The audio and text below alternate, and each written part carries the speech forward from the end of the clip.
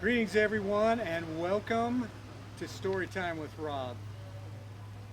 Look where I'm at now. Yes, we are at Mount Rushmore, four of our great presidents, and I'm going to tell you just a little story about the building of this wonderful monument. But first I want to read a quote that was given by the actual sculptor Gutzon Borglum, okay? And this is the quote. He said, "Let us place there, carved high as close to heaven as we can, the words of our leaders, their faces, to show their posterity what manner of men they were. Then breathe a prayer that these records will endure until the wind and the rain alone shall wear them away." Oh, that was a great quote. So this was carved, it started in 1927, and the leaders in South Dakota decided they wanted a monument to where they could have people come and boost and create tourism in the area. And so at first they wanted to create some Western figures like Wild Bill Hickok and some of these others.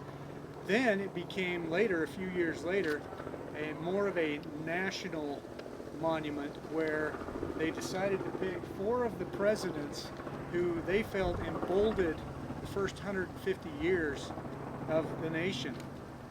And it's pretty impressive when you walk up close to this, how cool it is.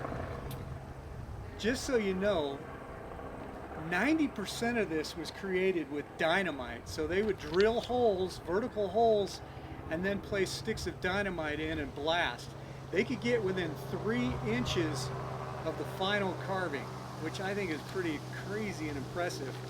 So they would drill the holes, place the dynamite, and then blast. And then the final stages of this was done with jackhammers. And we just saw a little booth down here where they had a compressor that ran all the way up the mountain, and they could run between 19 and 20 jackhammers at one time. And in one day they would go through 400 chisels on these jackhammers. 400. Pretty amazing. It took 14 years to complete, and when they were done with it, they were done. They put the chisels down, everything was down, and they were completely finished. They didn't do anything else, and honestly, not much has been done since. Matter of fact, the original cost of the carving was just under $1 million, and about 85% of that was federal funds.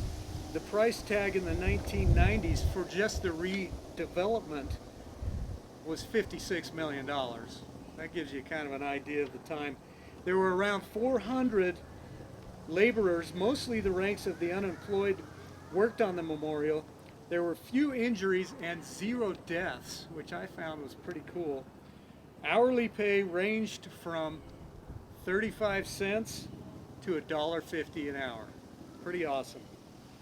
As I mentioned, there was 450,000 tons of rock that was blasted from the mountain. The cracks are patched as needed with silicone sealant, and the faces were washed for the very first time in 2005 using pressurized water. And just as a note, the noses are about 20 feet long, the eyes are 11 feet wide, and the mouths are 18 feet wide, which I thought was pretty cool.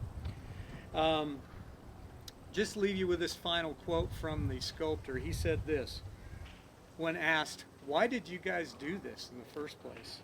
And he said, "We all have the right to be free and to be happy." Anyway, I hope you enjoyed this story and appreciate a little more the importance of this significant monument. And until tomorrow, be safe.